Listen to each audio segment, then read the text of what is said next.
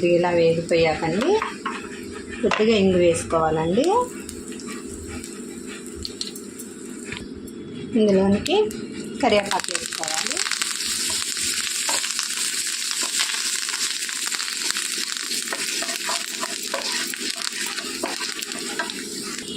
తాలింపు అనేది రెడీ అయిపోయిందండి.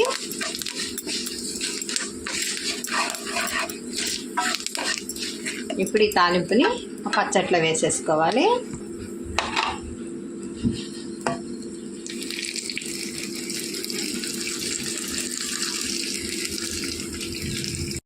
అయిపోయిందండి. సులువుగా ఈజీగా టేస్టీగా దోసకాయ పచ్చడి అండి.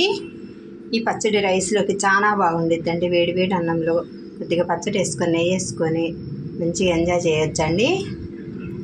మీరు ట్రై చేయండి, లైక్ చేయండి.